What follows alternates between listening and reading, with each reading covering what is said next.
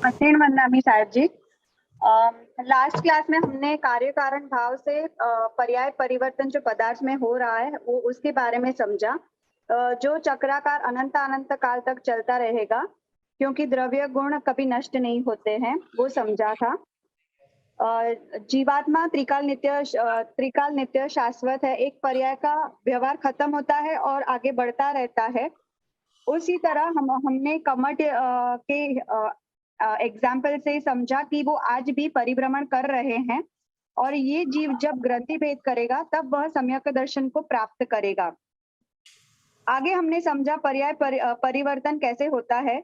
जब जो प्रकार की पर्याय धारण की उस प्रकार का नाम बनेगा, स्थापना आकार प्रकार बनेगा, क्षेत्र काल भाव भव और नाम उसी तरह से बनता ही रहेगा।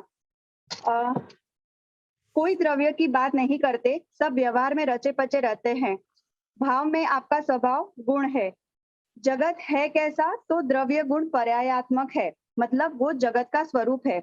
जगत चलता किस तरह से है, तो उत्पाद व्यय द्रव्य से चलता है, जिसे हम जगत की व्यवस्था समझते हैं। पांचों द्रव्यों की पर्यायात्मक जगत है। पांचों द्रव्यों की पर्याय में उत्पाद व्यय चल रहा है, जिससे जगत की संपूर्ण व्यवस्था चल रही है। आना जाना खाना पीना सब व्यवहार पर्याय का है। अंत में हमने समझा कि निश्चित रूप से हमें भी आज नहीं तो कल यही करना है, इसके सिवाय कोई विकल्प नहीं है। द्रव्यानुयोग का ज्ञान, पदार्थ विज्ञान का ज्ञान हमको शुक्ल ज्ञान तक ले जाएगा, इतना उपकारी है।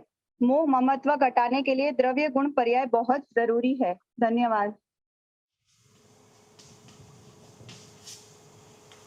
हाँ जी, देखिए पदार्थ स्वरूप जो है, और यहाँ पर आपने देखा अब ये पूरा पदार्थ स्वरूप क्या है, पदार्थ स्वरूप कैसा है, तो इसको यहाँ पर आप ये कह दीजिए पंचास्ति कायात्मक। अब ये पंचास्ति कायात्मक जो है वो जगत है।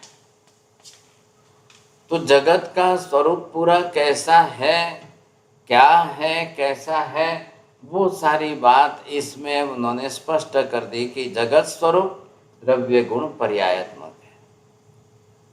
द्रव्य भी आ गए, गुण भी आ गए, पर्याय भी आ गई, अस्तित्व तीनों का है।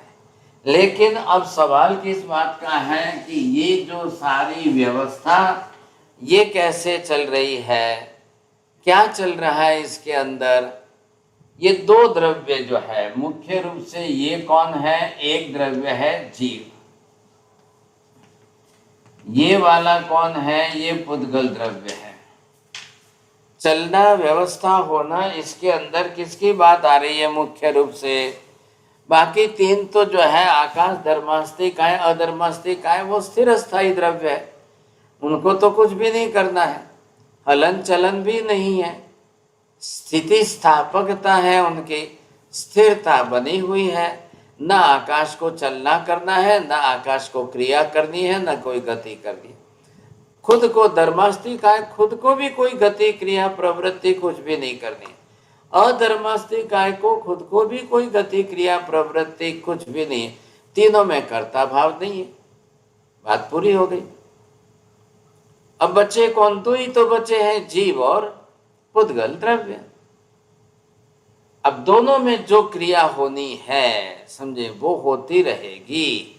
अब इसमें क्या है कि जीव द्रव्य जो है वो निश्चित रूप से संसारी पर्याय में पुद्गल से संबंधित जुड़ा हुआ है। तो जीव बिना पुद्गल का संग वाला संसार में नहीं है, लेकिन पुद्गल दोनों प्रकार का है, जीव के साथ संबंधित और जीव के साथ बिना संबंध वाला। आ रहा है ख्याल में? बोलिए। हाँ चलिए जी।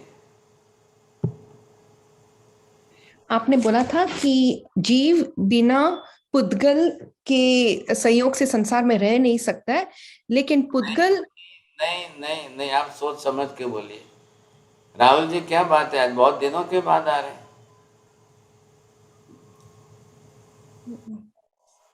जी साहब जी, बोलिए क्या बोला था। आपने बोला था साहब जी कि जीव पुद्गल के, फिर से सुन लो, संसार में जीव बिना पुद्गल संबंध का है ही नहीं, लेकिन पुद्गल द्रव्य जीव संबंधी भी है और जीव संबंध के बिना भी है। बोलिए चोरडिया जी, बोलिए।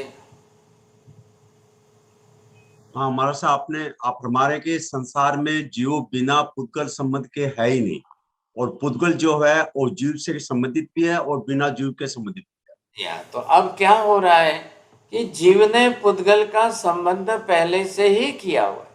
मैं आपको पूछूं कि सोना गोल्ड जो है माइंस में से निकलता है, तब क्या वो बिना मिट्टी के संबंध का निकलता है? जो कण कण कण कण रेती के अंदर जो होते हैं ना, उसकी बात है। ये जो है माइंस है। अब इस माइंस के अंदर ये सोने की कण जो है, और चारों तरफ ये मिट्टी मिट्टी मिट्टी जो है। अब इस धूल मिट्टी के अंदर तो एक भी सोने का कण खदान के अंदर बिना मिट्टी के संबंध का निकलेगा ही नहीं। एक भी रत्न डायमंड वगैरह जो भी है तो वो बिना मिट्टी के संबंध के निकलेंगे ही नहीं, अनिवार्य रूप में जो है, क्योंकि वो भी होता ही वहां पर, बनता ही वहां पर है, तो उसका संबंध बना ही रहेगा सब। वैसे ही जीव बिल्कुल निगोद के अंदर भी पुद्गल द्रव्य के संबंध में ही बंधा हुआ है। शरीर भी उसका औदारिक वर्गणा के पुद्गल परमाणु का है। कर्म भी उसने कार्बन वर्गणा के पुद्गल परमाणु के लेकर के बनाए हैं। तेजस वर्गणा भी उसने ये तेजस वर्गणा के पुद्गल परमाणु लेकर के बनाई है साहब। श्वासोश्वास वो भी ले रहा है, उसकी भी वर्गणा जो है वही है। श्वासोश्वास वर्गणा लेकर कम से कम जीव को 4 वर्गणा के बिना तो संसार में रहना संभव ही नहीं है। बोलिए कानंद बेन, बोलो। सर, जीव पुद्गल परमाणु को ग्रहण करता ही है, जिसे हम वर्गणा कहते हैं। कम से कम जीव 4 वर्गणा तो ग्रहण करता ही है, और बिना उनके वो एग्जिस्ट नहीं कर सकता। अब इस परिस्थिति के अंदर प्रत्येक जीव मात्र जो भी संसार में है, तो अब आपको क्या बोलना है दोनों तरफ? जो पुद्गल संग वाला है वो संसारिक जीव, और जो पुद्गल संग रहित है वो मुक्त आत्मा मोक्ष का जीव। बोलिए प्रीति बहन, राम भैया बोलेंगे, रिपीट करिए। पुद्गल सहित जो है वो जीव है, संसारी संसारी जीव है, और जो पुद्गल रहित है वो आत्मा है। बस अब आपने समझ ली ये बात। जीव का सबसे बड़ा पुरुषार्थ क्या होना चाहिए? अध्यात्म की दिशा में, आध्यात्मिक जीवन के अंदर सबसे पहला साध्य लक्ष्य पुद्गल संग से रहित होने का अपना लक्ष्य। बस पुद्गल के संबंधों से मुझे मुक्त होना है। उसके लिए वैराग्य क्या होना चाहिए? वैराग्य किसको कहते हैं? पौद्गलिक पदार्थ के गुणों से मैं बिल्कुल राजी न हो। पुद्गल संग के अंदर, पुद्गल के वर्ण गंध रस स्पर्श से मैं अलिप्त रहूं। मुझे ये नहीं लोभा सकते। क्या क्या है पुद्गल के अंदर? वर्ण गंध रस स्पर्श है। हमेशा हमारी आसक्ति जो है वो पुद्गल के वर्ण गंध रस स्पर्श के साथ है। अब उससे आपकी विरक्ति हो जाए, आप उसमें से किसी में रस रुचि लो ही नहीं। कोई वर्ण गंध रस स्पर्श में, पुद्गल के एक भी द्रव्य में आप रस रुचि न लो, तो धीरे धीरे आप विरक्ति की तरफ जाएंगे। और ये आत्मा को सतत अनुभूति होनी चाहिए, मैं हमेशा ही पुद्गल के संग का। हाँ, एक बात जरूर, पुद्गल के संग के बिना जीवात्मा संसार में रह ही नहीं सकती है। इसलिए मुझे रहना तो अनिवार्य है, शरीर तो बनाना ही पड़ेगा, शरीर तो चलाना ही पड़ेगा, सब कुछ है, लेकिन मैं पुद्गल की आसक्ति नहीं रखूंगा। पर द्रव्य है, पुद्गल मेरे से सर्वथा भिन्न पर द्रव्य है, मुझे पुद्गल द्रव्य की आसक्ति नहीं रखनी है। और मेरा अंतिम साध्य लक्ष्य यही होना चाहिए, मैं पुद्गल संग रहित हो जाऊं। अब उस दिशा में जाने के लिए जो भेद ज्ञान करना है वो इसमें करना है आपको। मैं पुद्गल से सर्वथा भिन्न चेतन द्रव्य आत्मा हूं, मैं पुद्गल नहीं हूं, मैं शरीर नहीं हूं, मैं चेतन आत्मा हूं। ये आपकी अनुभूति जो है ये आपको सम्यक दर्शन में स्थिर रखेगी। ये अनुभूति आपको अध्यात्म में आगे बढ़ाएगी। ये अनुभूति आपका self experience and the self observation, आप दोनों पर ध्यान रखिए। What is the difference between the experience and the observation? Meena ji, can you make it more clear?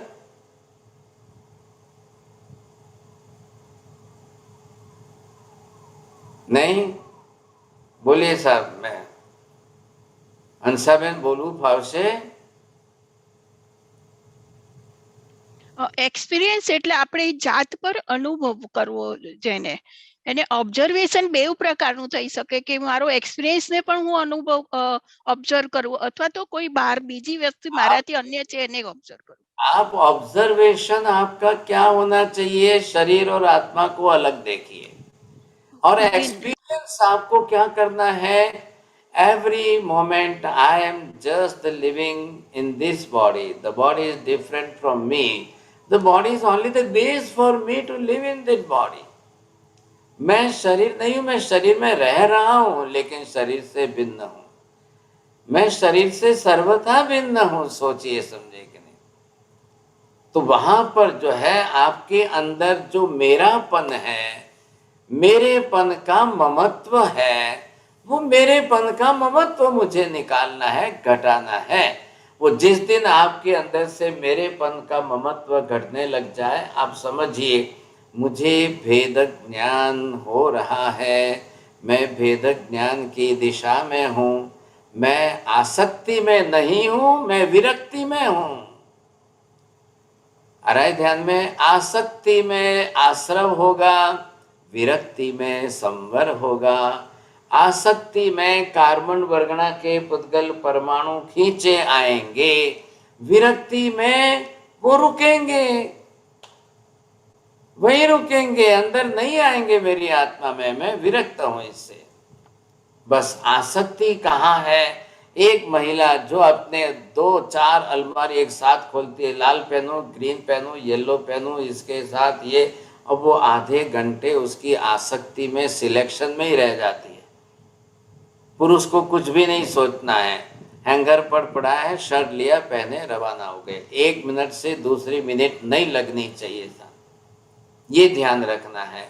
आसक्ति नहीं चाहिए। कलर वर्ण किसका है? पुद्गल का रंग है, पुद्गल का वर्ण गंध रस स्पर्श है। मैं पुद्गल से सर्वथा भिन्न हूं और पुद्गल के वर्ण गंध रस स्पर्श में सुख बुद्धि मैंने नहीं रखी है, मुझे रखनी ही नहीं है।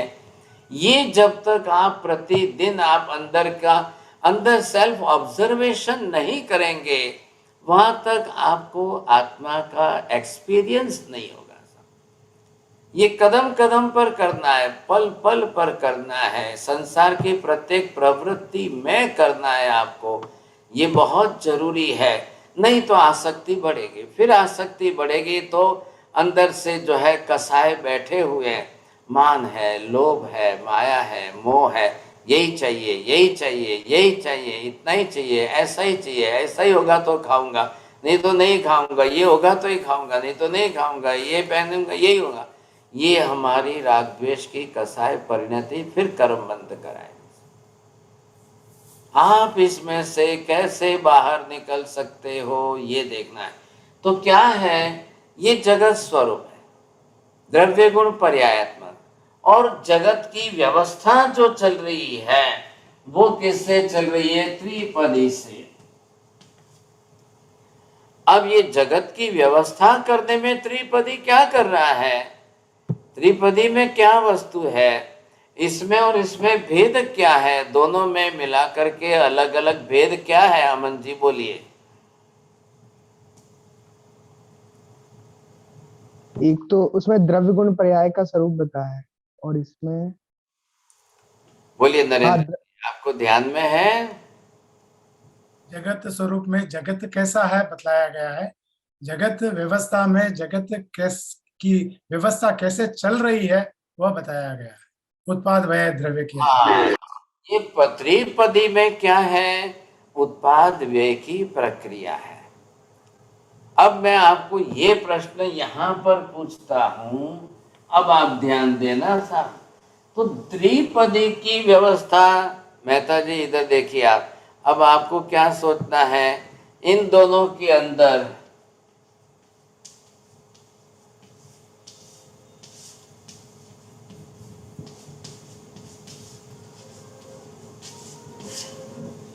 हाँ जी, उत्पाद व्यय जो है वो इसमें आ रहा है, तो फिर हम उत्पाद व्यय इसमें आ रहा है। बोलिए, अब उत्पाद व्यय की द्विपदी रखें कि त्रिपदी रखें? द्विपदी रखनी पड़ेगी।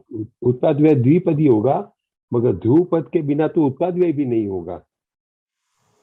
बोलिए साहब, अब इसमें कोई राहुल जी आप सोच विचार कर जवाब देना चाहेंगे? बोलो, जिसको भी देना है हाथ ऊपर कर लो तो मैं तुरंत पूछ लूं। बोलिए साहब, चोरडिया जी बोलिए। हाँ महाराज साहब, त्रिपदी की व्यवस्था उत्पाद व्यय के साथ एक वो जो पदार्थ, वो जो मतलब आत्मा जो तत्व जो ध्रुव है उसकी व्यवस्था नहीं हुआ मेरा, तो उत्पाद व्यय कैसे होगा? बिना द्रव्य के तो उत्पाद व्यय होगा नहीं। तो द्रव्य जो है वो नित्य शाश्वत है, वो त्रिपदी में बता रहा है। चलो बहुत अच्छा है, बोलिए राहुल जी बोलिए। चलो, ये बहुत दिनों से आए, इनको टाइम लगेगा शायद। बोलिए कानन बेन, आपको क्या बोलना है? Sir I will again go, जैसे इन्होंने बताया चौड़िया जी ने कि द्रव्य के बिना उत्पाद व्यय होगा ही नहीं। तो हम अब वो द्रव्य गुण पर्याय के बिना उत्पाद व्यय होगा ही नहीं। जो द्रव्य है वो नित्य है और नित्यता द्रव्य से आएगी। तो आई थिंक त्रिपदी इज, मुझे लग रहा है कि वो सबसे लेजिबल है। द्विपदी में थर्ड पर्सन मिसिंग है, जो नित्यता है वो मिसिंग हो रही है। अच्छा, चलिए साहब, और किसको बोलना है? माता जी को तो पूछना ही नहीं तो वो तीसरा ही और कुछ बोलेंगे साहब, वो इधर उधर की लैंग्वेज बदल कर ज्यादा बोलेंगे। क्या बोलना है नरेंद्र जी, बोलिए। त्रिपदी में द्रव्य नष्ट हो जाएगा, त्रिपदी में द्रव्य की ध्रुवता रहेगी। अगर द्रव्य रहेगा तभी उत्पाद व्यय होगा। हाँ जी, देखिए पदार्थ विज्ञान के अंदर द्रव्य आपको बताया है, इधर गुण भी बताए हैं। द्रव्य में उत्पाद व्यय, गुण में उत्पाद व्यय, दोनों में होते ही रहने वाला है। लेकिन अगर उत्पाद और व्यय होने के बाद पदार्थ नष्ट हो जाए तो फिर क्या करेंगे? बौद्ध दर्शन ने ऐसा ही माना है। वो तीसरा अंश जो है ना, ये अब तीसरा अंश जो है वो उसको स्वीकारने के लिए तैयार नहीं है साहब। तो इसलिए वो क्या है कि मर गया, मरा मरा और गया साहब, खेल खत्म, अब क्या बचा है? कुछ नहीं है साहब, है ही नहीं। मोक्ष किसको बोलते हैं? कुछ न होना ही उनके लिए मोक्ष है। कुछ मतलब क्या? जो इस शरीर में चेतन आत्मा थी वो शरीर छोड़कर निकल गई, गई गई गई, कहाँ गया? जैसे आपने सुना हो, ये जो है इन्होंने ये बना कि भाई ये तो दीपक है। अब ये दीपक जो है जब तक ये जल रहा था, जब तक जलता था वहां तक ये प्रकाश है। अगर आपने ये कहा दीपक बुझ गया, ये गया शब्द क्यों प्रयोग किया?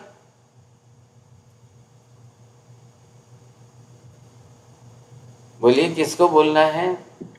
बुझ गया, गया शब्द का प्रयोग क्यों किया? क्योंकि वो द्विपदी मानते हैं बहुत जल्दी। अस्तित्व खत्म हो गया, उस जिसका अस्तित्व खत्म हो गया। लो, इन्होंने तो, राहुल जी ने तो बड़ी भाषा का प्रयोग कर दिया। अस्तित्व किसका खत्म हुआ है? प्रकाश का। प्रकाश का? कहीं पर दुनिया में प्रकाश ही नहीं बचेगा।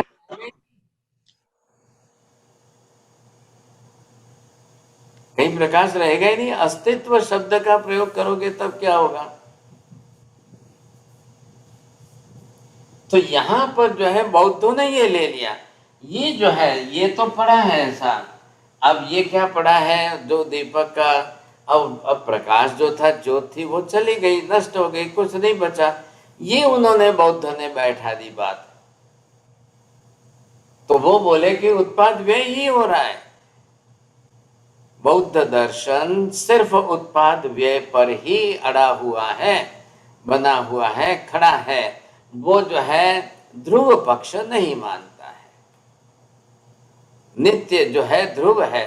महावीर ये कह रहे हैं कि एक बार उत्पाद होने से और व्यय होने से द्रव्य का नष्ट हो जाए, द्रव्य ही सर्वथा नष्ट हो जाए, तो बार बार उत्पाद व्यय कैसे होगा? तो जगत की व्यवस्था कैसे चलेगी?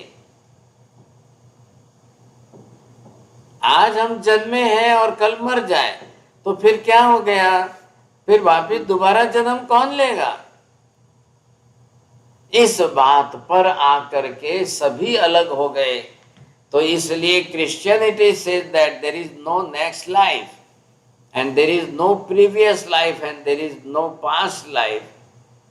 Islam also believes the same thing. There is no past life and no previous life.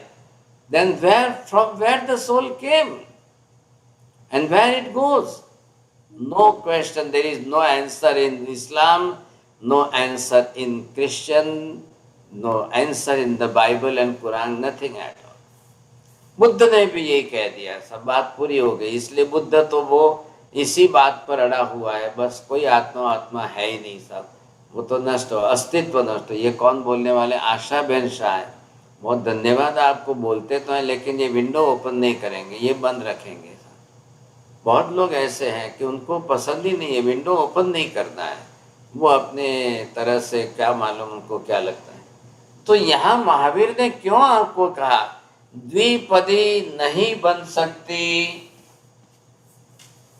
द्विपदी हो ही नहीं सकती है, एक पदी, द्विपदी, त्रिपदी। बोलिए मेहता जी, तीन में से एक पदी हो सकती है क्या? द्विपदी हो सकती है क्या? त्रिपदी हो सकती है क्या? एक पदी करें तो क्या आपत्ति, द्विपदी करें तो क्या आपत्ति, त्रिपदी करें तो क्या आपत्ति? जिनको सोचना है, विचार करना है, वो बोलना। एक पदी कहे तो खाली ध्रुवता रह जाएगी, मगर जो चेंज दिख रहा है, पर्याय अपनी आंखों के सामने सब बदलते हुए दिखते हैं, वो कैसे एक्सप्लेन कर पाएंगे? यानी एक पदी में उत्पाद और व्यय को एक्सप्लेन नहीं कर पाएंगे जो अपने आंख के सामने दिख रहे हैं एक पदी में। एक पदी में क्या आप केवल ध्रुव ही मानना चाहते हो, या एक पदी में सिर्फ उत्पाद ही मानना चाहते हो, या एक पदी में सिर्फ आप व्यय मानना चाहते हो? अगर तीनों को हम एक पदी में लें तो कैसे होगा? द्विपदी, द्विपदी के अंदर ध्रुव प्लस उत्पाद मानना है, या ध्रुव प्लस व्यय मानना है, या उत्पाद और व्यय मान करके द्विपदी करनी है।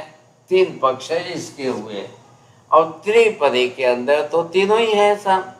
अब इसमें आपको कहाँ आपत्ति किस में आ रही है, इसके अंदर की बात करिए साहब। एक पदी मानने पर व्यवस्था चल सकती है? बोलिए साहब। अब माता जी आपने सोचा है, कुछ विचार किया है तो सही बोलना, बस एक ही दो व्याख्यान। ध्रुव तो है ही साहब जी, कैसे इसको मान ही नहीं सकते, त्रिपदी ही होगी।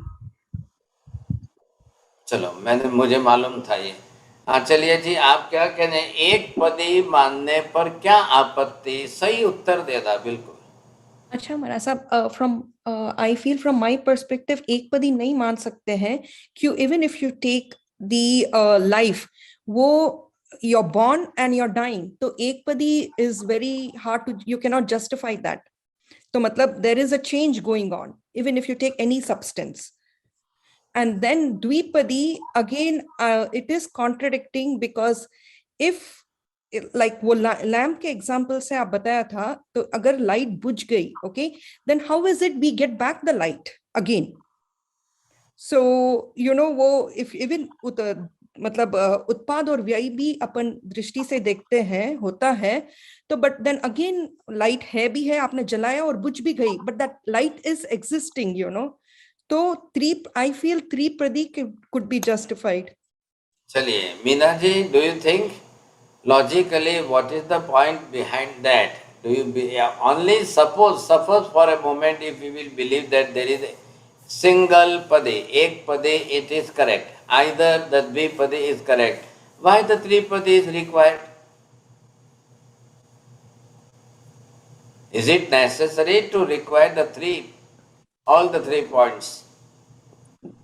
The life, then how will a person be born, and when they die, what is the transformation, you know, and what happens to the body which dies? So each one is relevant to each other. So all 3 are required in Tripadi. If we will believe only the dhruva, the nitya paksha, then what will happen? There will be no utpadvaya at all. Right. जैसा कि शंकराचार्य, मेहता जी जरा किसका मत है वो तो समझ लो. In Hinduism, the Shankaracharya says the God is almighty and the God is the only one supreme power, and that supreme power is only one soul. Only the one soul is existing in the whole universe. There is no numbers of souls. There is no infinite numbers or innumerable or nothing at all. There is the one identity, and that one identity is existing, nothing else. And there is no utpadvaya. No utpadvaya. So Shankaracharya in the Hinduism, they believe ekapadi, only the dhruva paksha. ध्यान से समझिए. और अगर आपने उसी ध्रुव पद को एक स्थिर रूप में समझा, माना, तो उनके हिसाब से शंकराचार्य के मत से वो सम्यक दर्शन हुआ. अगर आपने उस एक ध्रुव को मान करके फिर उत्पादन मान लिया तो मिथ्यात्व हो गया. मैंने उनके नाम से बात की है, ध्यान देना, समझे कि नहीं. आपको जो समझना है उनको समझना है. ख्याल है. आनंद घन जी महाराज का लिखा हुआ नमी जिन वर्णो, नमीनाथ भगवान का स्तवन जो है, फिर मल्लीनाथ भगवान का स्तवन जो है, मुनीश्वर स्वामी, वो कहीं कहाँ जाकर आत्मा की बात करते हैं. और वो आत्मा की बात करते करते वो कह रहे हैं कि भगवान आपने जो आत्मा का स्वरूप जैसा बताया है, और ये सब लोग तो अलग अलग ही तरीके से कुछ भी कह रहे हैं. कोई कुछ कह रहा है, कोई कुछ कह रहा है, कोई कुछ कह रहा है. ये आपका समझाया हुआ, बताया हुआ आत्म तत्व स्वरूप नहीं है. मैं ऐसा नहीं मानता हूं. इसलिए आत्मा को मानना ही पर्याप्त नहीं है. आत्मा को त्रिपदी के कसौटी पर कस करके अंतिम सत्यात्मक स्वरूप मानना सही है.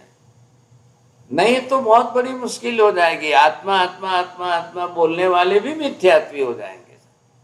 आत्मा आत्मा शब्द का शब्द प्रयोग करने वाले तो बहुत हैं. आप भ्रम में रह जाओगे. कल आत्मा शब्द सुना, फिर आप भ्रम में रह जाओ. वो इंद्र बुद्धि के तीसरे भाई साहब वायु बुद्धि के, वो तो कहते मैं तो आत्मा मानता हूं. अब ऐसा बोलने पर जो है सब लोग आश्चर्यचकित हो गए. तो उन्होंने पूछा, भाई आप कैसी आत्मा मानते हो, किसको आत्मा मान? तो उन्होंने खुलासा कर दिया, मैं तो शरीर को ही आत्मा मानता. वो देहात्मवादी मत वाले हैं, उसको कहते हैं देहात्मवादी. देह एव आत्मा, शरीर ही आत्मा है. अब थोड़ा चोरडिया जी ध्यान से समझ लेना, महावीर ने क्या फर्क किया है, महावीर ने क्या समझाया. केवल ज्ञानी सर्वज्ञ क्या करें, शरीर ही आत्मा नहीं है, शरीर में आत्मा है. इतना अंतर कर लो. कितना, एक अक्षर के फर्क में पूरा सिद्धांत पलट गया. अरे न बात ख्याल में. महावीर ने क्या कहा, त्रिकाल नित्य ध्रुव होते हुए भी आत्मा उत्पाद व्यय करती रहती है. अनंत बार उत्पाद व्यय. उत्पाद व्यय में क्या होना है, आत्मा ने रहने के लिए पुद्गल शरीर बनाकर उसमें रही। आत्मा ने पुद्गल शरीर को समय पूरा होने पर छोड़कर चली गई। ये व्यय हो गया, वो उत्पाद हो गया, तो इससे आत्मा की ध्रुवता कहाँ नष्ट हो गई साहब? तो बुद्ध कह रहे हैं कि नहीं नहीं नहीं नहीं, ये आई और उत्पन्न हुई और नष्ट हुई, गई तो आत्मा ही नहीं रही, फिर वो तो खत्म हो गई, आत्मा ही खत्म हो गई। वो पुद्गल को थोड़ी आकर के, आत्मा चेतन है तो पुद्गल में आएगी, रहेगी, छोड़ेगी, नहीं, कुछ भी नहीं, ये सब बात ही छोड़ दो। अब इसी बात को शंकराचार्य को पूछा कि आप कैसे कहेंगे फिर संसार की व्यवस्था कैसे बनेगी? एक आत्मा, द ओनली वन आइडेंटिटी, और वही सुप्रीम पावर और वही एक आत्मा है। तो ये संसार में अनंत अनंत अनंत अनंत ये सब क्या है? ये अनंत चीटियां हैं, अनंत जो है मकोड़े हैं, अनंत पृथ्वी का है कि अनंत अप का है कि अनंत केंद्रीय, अनंत वायु का है कि अनंत वनस्पति का है के, और फिर अनंत जीव संसार में है। ये सब क्या है? तो पहले तो हिंदू धर्म ने निषेध कर दिया ऐसा, पृथ्वी, पानी, अग्नि, वायु, वनस्पति में कोई जीव नहीं है। पहले तो आधा सत्य तो यहीं से कट कर दिया। पृथ्वी, पानी, वनस्पति, वायु, ये तो पंचमहाभूत है, ये तो सब पंचमहा, वो तो ऊपर वाले ने जब बनाए, सृष्टि का निर्माण किया तो एक व्यवस्था बनाई है कि मैं जिन जीवों को बनाऊंगा वो खाएंगे, पिएंगे, रहेंगे, करेंगे क्या, फिर कहाँ जाए। पहले यहाँ उन्होंने आधा सत्य यहीं से कट कर दिया। अब उनको पूछा कि इतने पशु पक्षी मनुष्य सभी जीव इतने संसार में, वो क्या है फिर? तो बोले वो कुछ नहीं, वो एक सुप्रीम पावर जो है उसका अंश है, वो आपको प्रतिबिंब दिख रहा है। Suppose you will put here the 1 lakh dishes and you will put the water in all the 1 lakh dishes. The one sun is in the sky and there will be the reflection of the 1 lakh sun in all the dishes. Same like that, Shankaracharya says in the Hinduism that these are all the living beings and there is some we can say the shadow, or we can say the ansha, the part of that, it reflects in the all bodies.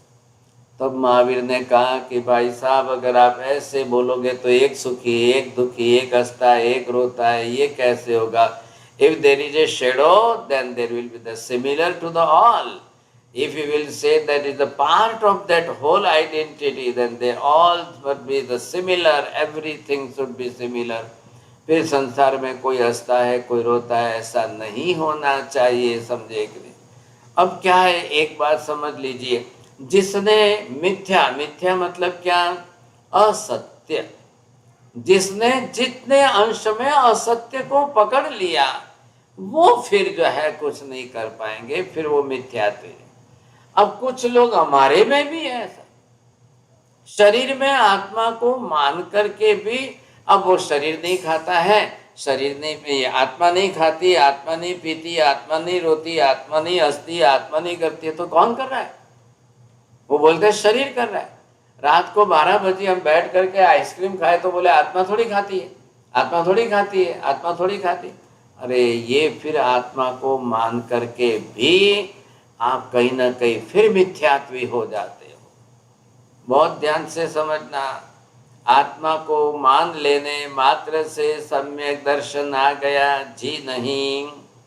फिर अभिनिवेशिक भाव जो पड़ा है, वो अभिनिवेशिक भाव फिर अनंतानुबंधी कसाय का पकड़ लेता है। ऐसा महावीर ने ना कहा है, सर्वज्ञ कह रहे हैं कि एक पक्ष कोई भी मानोगे तो नहीं चलेगा। एक पदी में खाली उत्पाद उत्पाद उत्पाद उत्पाद उत्पाद उत्पाद उत्पाद कैसे होगा? सब नहीं होगा। खाली व्यय व्यय व्यय व्यय व्यय मान लो तो नहीं, व्यवस्था ही नहीं बैठेगी। एक पक्ष से तो व्यवस्था बैठ ही नहीं सकती।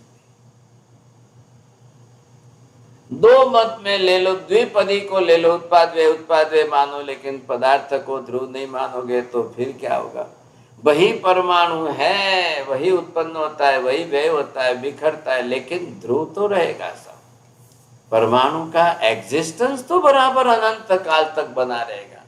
अनंत काल में एक परमाणु भी आकाश नहीं बनेगा, एक परमाणु भी धर्मास्तिका है, बन ही नहीं सकता है। एक भी परमाणु चेतन आत्मा नहीं बन सकती है, तो फिर क्या बना? फिर क्या रहा? किसी भी द्रव्य रूप में कोई भी एक द्रव्य परिवर्तित होता ही नहीं है, तो फिर वो द्रव्य अपने स्वरूप में ही बना रहेगा, उसको कहते हैं ध्रुवता। पहले इस बात को समझ में आ रही है? बोलो कांति भाई, बोलवाना छो, नहीं तो पहला ना पाड़ी दो। चलो कौन बोलेंगे? प्रीति बहन, राम भैया बोलेंगे? Maharaji, I was not paying attention. Sorry. अच्छा मैडम। हाँ, बोलो कानन बहन बोले। ध्रुवता बोलना है आपको। सर, ध्रुवता मतलब नित्यता। कोई भी परमाणु कभी कोई दूसरा द्रव्य नहीं बनेगा, कभी परमाणु कभी आकाश नहीं बनेगा, कभी कोई परमाणु धर्मास्तिकाय नहीं बनेगा। एक द्रव्य जो द्रव्य है वो नित्यता बनाए रखेगा, वो कभी पर द्रव्य नहीं बन पाएगा। उसी को ध्रुवता कहते हैं और अनंत काल से यही चलता आ रहा है। लास्ट वाक्य नहीं बोलना था आपको। चलो अब आपको ये बात समझ में आ गई, ध्रुवता मतलब क्यों ध्रुवता है, कारण क्या है ध्रुवता का? एक भी द्रव्य पर द्रव्य के रूप में बदल ही नहीं सकता है, पर द्रव्य के रूप में जो है वो अपने आप को ढाल ही नहीं सकता है। सभी द्रव्य जो है पिंड स्वरूप है और सभी के प्रदेश अखंड है, मात्र पुद्गल के रास्ते खुले हैं। तो पुद्गल ही रहेगा हमेशा अनंत काल तक, आत्मा ही रहेगी हमेशा अनंत काल तक। ये भी उसके ध्रुवता का मुख्य आधार है, समझे? सब द्रव्यों में, खाली पुद्गल की बात नहीं है, आप सब में बैठा है, आकाश में भी वही होगा। पुद्गल में और दूसरे 4 द्रव्य में फर्क क्या है राहुल जी?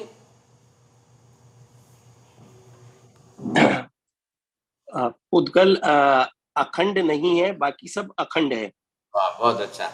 अखंड द्रव्यों के प्रदेश खंडित होकर विभाजित होते ही नहीं है साहब, खुद भी नहीं होंगे, दूसरे को आने भी नहीं देंगे साहब। बाहर से पर द्रव्य को भी अंदर नहीं आने देंगे, खुद भी अपने प्रदेश खंडित करके दूसरे में जाकर मिक्स नहीं होगा, मिलेगा नहीं साहब। अनंत आत्मा है तो एक भी आत्मा का प्रदेश खंडित होता ही नहीं है साहब, इसलिए उसकी ध्रुवता बनी रहती है। आकाश का भी वैसा ही है, धर्मास्तिकाय वैसा ही है। आकाश का भी एक भी प्रदेश खंडित तो होता ही नहीं है, धर्मास्तिकाय का भी एक भी प्रदेश खंडित होता ही नहीं है, अनंत काल में नहीं होता। जब वो बिखरेगा नहीं, उसका पिंड स्वरूप नहीं बिखरेगा, तो बाहर से दूसरे द्रव्य का प्रदेश उसमें कैसे आएगा? नहीं आएगा। चलो दूसरे द्रव्यों में तो ये समझ में आ जाता है। अब सवाल किसके बीच में है? जीव और पुद्गल द्रव्य के। जीव के अंदर पुद्गल द्रव्य नहीं आते हैं, जीव के प्रदेशों पर बाहर से पुद्गल द्रव्य आकर चिपक करके रह जाएगा, लेकिन वो उसके साथ एक रस नहीं बनेगा। आप जो भी देखेंगे तो समझ में आ जाएगा आपको, ये पर द्रव्य है। अब ये पर द्रव्य पुद्गल का है और ये चेतन आत्मा के साथ आकर के इसने स्पर्श संबंध किया है। आ गया ध्यान में आपको? ये स्पर्श संबंध किया है बस, अब इससे ज्यादा कुछ नहीं। तो स्पर्श से क्या होगा? ये फिर अलग हो जाएगा, फिर बिखर जाएंगे, फिर अलग हो जाएगा, लेकिन आत्मा के प्रदेश को लेकर के नहीं जाएगा। कितनी बार कार्बन वर्गणा के पुद्गल परमाणु आत्मा के प्रदेशों पर आए, रहे, बंधे, चिपके, एक रस हुए, और कितनी बार वो कार्बन वर्गणा के पुद्गल परमाणु आत्मा प्रदेशों से बिखर करके निकल गए। बोलिए अब माता जी आप क्या भाषा का प्रयोग करते हो? बोलो, एक शब्द ही बोलना है, वाक्य भी पूरा नहीं, एक शब्द।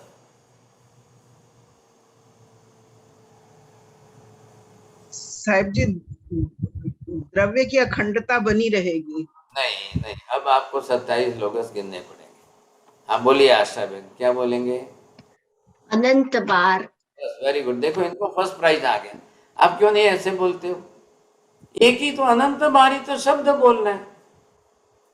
आत्मा के प्रदेशों में कार्बन वर्गणा के पुद्गल परमाणु कितनी बार आए, कितनी बार आत्मा प्रदेशों के साथ चिपके और कितनी बार निकल के चले गए।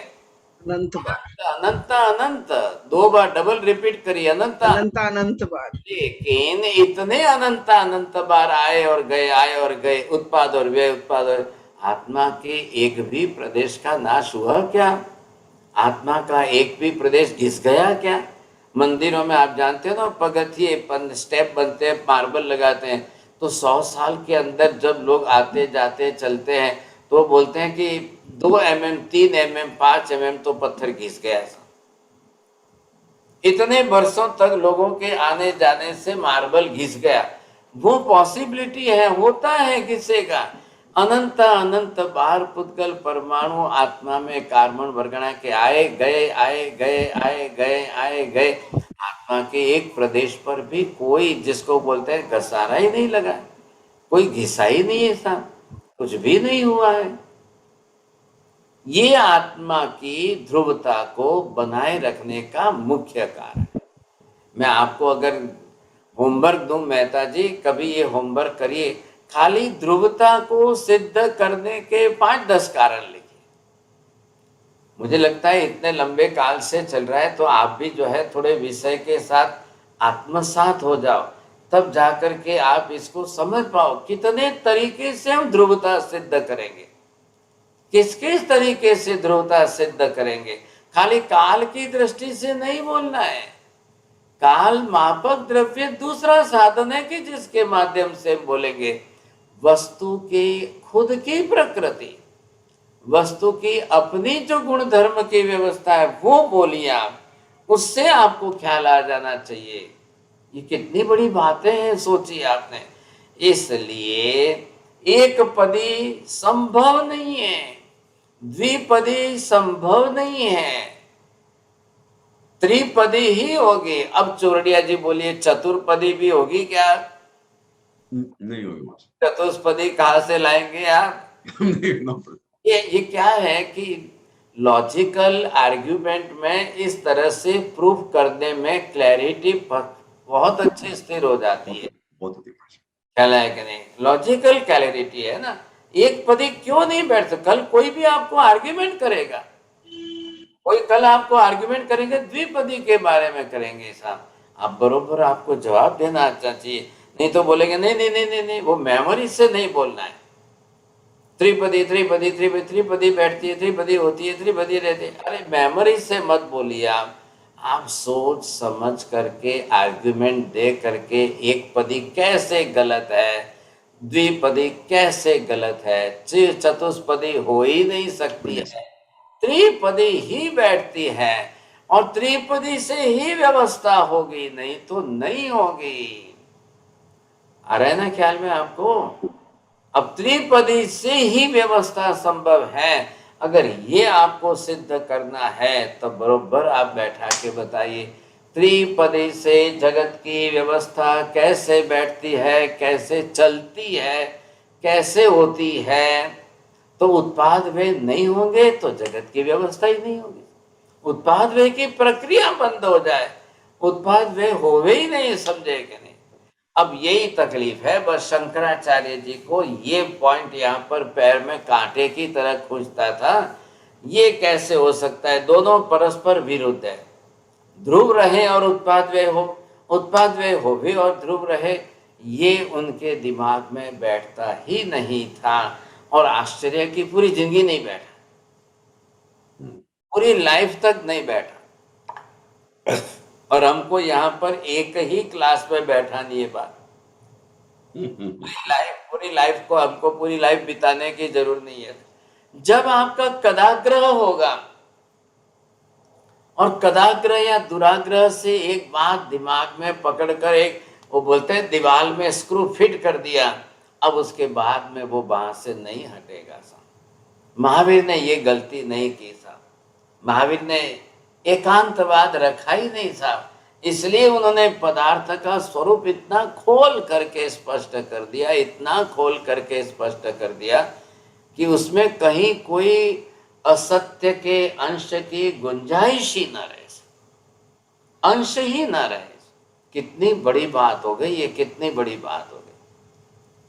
मैं जो इतना घुटा करके मेहनत कर रहा हूँ ना, क्या ये मुझे जो है मुझे भी आनंद आता है, बहुत अच्छा रहता है कि आप लोगों की समझ में स्पष्ट हो जाए, बस ख्याल है। कल आपको कोई डिगा नहीं सकेगा, 1000 शंकराचार्य आने दो, अब आने दो, कोई भी शंकराचार्य आने दो, कोई भी बुद्ध के मत के आने दो, कोई आने दो, ये जा करके ये पदार्थ ज्ञान आपका दृढ़ हो जाएगा ना, ये सम्यक दर्शन को स्थिर करेगा।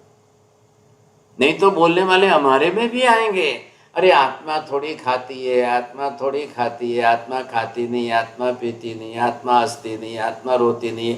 अरे भाई साहब, जब कोई क्रिया नहीं करेगी तो आत्मा है कि नहीं है, पहले ये तो बोलो। तब ये कोई क्रिया नहीं होती है तब लोग बोल देते हैं। अनजान अनपढ़ आदमी बोलेगा भाई साहब इनका तो जीव गया, इनकी आत्मा तो ये शरीर छोड़ करके गई, अब कुछ भी नहीं कर सकता है साहब। तो ये नहीं होना चाहिए, ध्यान रखिए साहब, ख्याल आया कि नहीं? ये बात आपको बरोबर बैठानी चाहिए। आप लिखिए उसके ऊपर, एक पेज लिखो, ज्यादा मत लिखो, एक page. I have that much confidence the Kanand Ben can write down the 1 page or 2 page, लेकिन ये सबको मेहनत करनी पड़ेगी। जो बरोबर समझ जिनकी क्लियर हो जाएगी ना, why the Tripadi is perfect and correct, why, what are the reasons behind that, why this Tripadi is correct and perfect। त्रिपदी जो है एक सिद्धांत व्यवस्था बनाई है, द्रव्य गुण पर्याय पदार्थ स्वरूप सिद्धांत नहीं है, व्यवस्था नहीं है, वो तो अपने आप में है, उनको कुछ नहीं करना है। अब त्रिपदी की बात हमने यहाँ पर की और ये इसको समझने की कोशिश करेंगे। एक भी एक पदी द्विपदी में तो एक भी नहीं चलेगा, एक भी नहीं चलेगा। Shall I stop here? चलो भाई साहब, 1-2 मिनट ही बची है, बोलिए साहब, कानन बेन बोलो। सर, आगम शास्त्र में ये द्रव्यानुयोग या जो हम जो बता रहे हैं वो हम कौन से आगम शास्त्र में पा सकते हैं, बता सकते हैं? हाँ जी, सुईगड़ंग सूत्र में है, भगवती सूत्र के अंदर है, अनुयोग द्वार सूत्र के अंदर है, ख्याल है, कई आगमों में मिलेंगे आपको। जो द्रव्यानुयोग के जो आगम है वो है, कई आगम गणितानुयोग के हैं, कई आगम 4 चरण करणानुयोग के हैं, कई आगम धर्म कथानुयोग के हैं। आगमों को हम डिवाइड करेंगे तब इन 4 अनुयोगों की दिशा में, ये भी कभी आपको समझा दूंगा, ख्याल आ जाएगा आपको। लेकिन द्रव्यानुयोग के लॉजिकल ग्रंथ ही बने हुए हैं। उपाध्याय यशो विजय महाराज ने जो बनाया है द्रव्य गुण पर्यायनो रास, उन्होंने गुजराती में बनाया है, लेकिन उसके ऊपर हिंदी डिस्क्रिप्शन इज अवेलेबल। हाँ जी, चोरडिया जी बोलिए। नहीं, महाराज साहब ये था कि जब भगवान महावीर स्वामी के टाइम में शंकराचार्य जी थे या और दर्शन थे, महावीर स्वामी के टाइम में नहीं थे।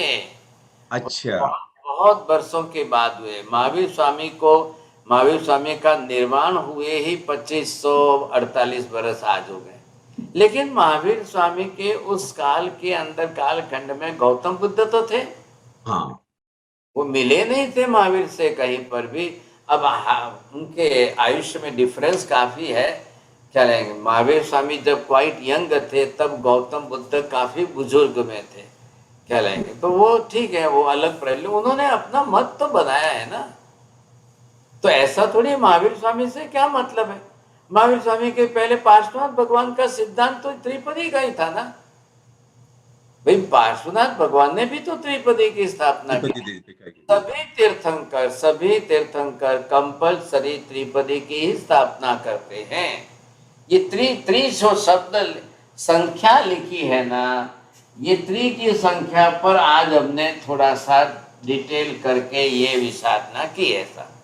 3 की संख्या ही क्यों, लोग बोलते हैं 1 ही रखो ना, क्यों 3 रखते हो, 2 ही रखो ना, क्यों 3 रखते हो, लेकिन वो चल ही नहीं सकती, व्यवस्था ही नहीं बैठी। हाँ जी बोलिए, चलिए जी। महाराज साहब, मेरे फ्यू अमेरिकन फ्रेंड्स है, तो उनको है ना लाइक त्रिपदी समझाने के लिए, so when they tell that Jesus created everything, so then definitely वो question आया, why is somebody sad, why is happy, वो आ गया। then okay, द्विपदी गए, तो द्विपदी you can explain why is birth and death, but there's something that is always eternal, which is conscious, Atma. So that we can explain in the form of Tripadi. So you different the body from the soul. For that the right approach? For the utpad and birth and death cycle, who is taking the birth? Who is taking the cycle, running the cycle? Without that power, the birth is not possible at all. तो वो उनको set करके उनको three fold system कहलाए, the three fold system जो है वो आप बरोबर उनको कन्विंस करा सकते हो. It is possible, very easy, logically approach से करना है ना. हाँ जी, और किसको पूछना है? साहब जी, त्रिपदी को समझाने के लिए वो सोने की वीटी और उसका जो एग्जांपल देते हैं ना, वो एकदम प्रॉपर बैठेगा ना ये समझाने के वो लिए. एग्जाम्पल नहीं, आप नए 10 एग्जाम्पल बनाओ ना, उसी को क्यों पकड़ के बैठे हो? नहीं, वो शास्त्र से निकला हुआ है. क्या बड़ी बात है. या. हाँ जी, बोलिए अमन जी, बोलिए आप. हाँ साहब, महाराज, योगानुयोग एक ग्रंथ में मतलब ये तीनों के कारण दिए हैं कि अगर अपन व्यय को ही मात्र मानेंगे तो सारी सृष्टि का ही नाश हो जाएगा, सर्वनाश का प्रसंग आएगा. यदि उत्पाद को ही मानेंगे तो असत का भी उत्पाद हो जाएगा. अकेला एकांत मानेंगे, अकेला ध्रुव को ही मानेंगे तो अर्थ क्रिया नहीं होगी, जिससे परिणाम का कोई फल नहीं मिलेगा, ना संसार का भाव के मोक्ष नहीं हो पाएगा. तो ये तीनों एकांत मतलब तीनों के दोष दिए अगर अकेला माने तो सही है ना ये? हाँ बरोबर, बिल्कुल सही, बहुत अच्छा. नमो हरियंताणम, नमो सिद्धाणम, नमो हरियाणम, नमो वज्रायणम, नमो लोहे सव्वसाहुणम. हे सुपंच नमकारो सव्व पापपणासनो, मंगलाणं च सव्वेसिं परमं हवै मंगलम्. मंगलम भगवान वीरो, मंगलम गौतम प्रभु, मंगलम स्थूलिभद्राद्या, जैन धर्मोस्तु मंगलम. चत्तारि मंगलम, अरिहंता मंगलम, सिद्धा मंगलम, साहु मंगलम, केवले पन्नतो धम्मो मंगलम. चत्तारि लोकोत्तम, अरिहंता लोकोत्तम, सिद्धा लोकोत्तम, साहु लोकोत्तम, केवले पन्नतो धम्मो लोकोत्तम. चत्तारि शरणं प्रव्रजामि, अरिहन्ते शरणं प्रव्रजामि, सिद्धे शरणं प्रव्रजामि, साहु शरणं प्रव्रजामि, केवले पन्नतं धम्मं शरणं प्रव्रजामि. सर्वमङ्गलमाङ्गल्यं सर्वकल्याणकारणं, प्रधानं सर्वधर्माणां, जैनं जयति शासनम्.